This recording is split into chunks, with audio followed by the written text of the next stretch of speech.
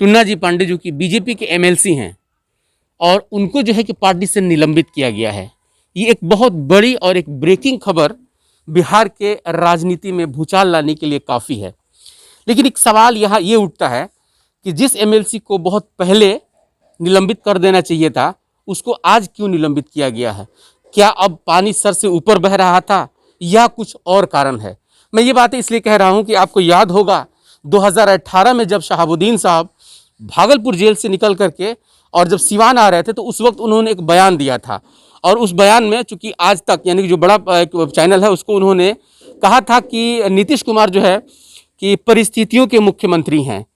और ये बात आज भी लोग कहते हैं, राजनीतिक संदर्भ में ये लगाया जाता है कि ये बात उनके ऊपर बहुत भारी पड़ा और शहाबुद्दीन साहब 2018 से लेकर के और 2021 तक अपनी पूरी ज़िंदगी का जो है कि जो पोटेंशियल चीज़ होना चाहिए था उन्होंने जेल के पीछे काटा। लेकिन ये बदकिस्मती है कि अंत भी उनका जेल में ही हो गया।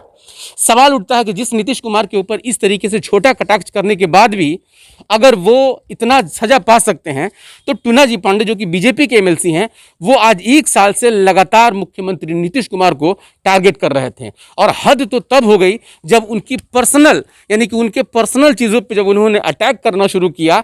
और ताज्जुब की बात थी कि पार्टी खामोश रही, खास करके बीजेपी। लेकिन उसके बाद जेडीयू की भी खामोशी कहीं ना कहीं एक सवालिया घेरे में आ रही थी। वो तब जब उनका ही एमएलसी जो कि उनके साथ में रहने वाले, उनके गठबंधन में रहने वाले एक ऐसा प्रत्याशी जो कि एमएलसी है, कहीं ना कहीं वो समाज का प्रतिनिधित्व करता है और वैसा व्यक्ति अगर माननीय मुख्यमंत्री के खिलाफ इस तरीके का अपशब्द का भाषा जो कि मैं कह नहीं सकता हूं वो इस्तेमाल करता है और उसको आज निलंबित किया गया है, ये सवालों के घेरे में हमेशा रहेगा।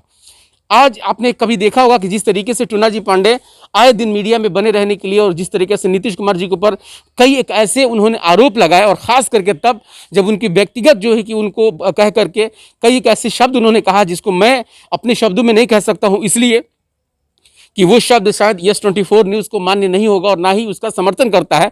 लेकिन ये ज़रूर है कि एक एमएलसी जो कहीं ना कहीं जिस तरीके से वो भाषा का इस्तेमाल कर रहे थे, वो भाषा बिहार के राजनीति में कहीं ना कहीं मान्य नहीं होगा। लेकिन सवाल आज इस जरूर घेरे में आ गया है कि जिस टुन्ना जी पांडे को पहले निलंबित करना चाहिए था, बीजेपी आज की इस मजबूरी में आकर के उनको निलंबित कर रही है।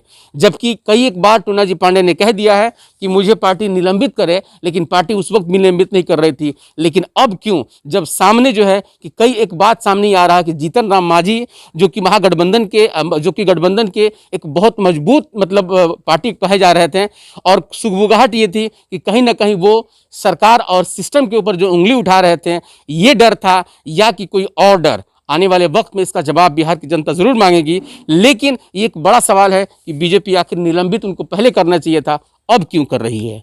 अब बने रहिए हमारे साथ, मैं अपने सहयोगी के साथ कौशल अली, यस 24 न्यूज।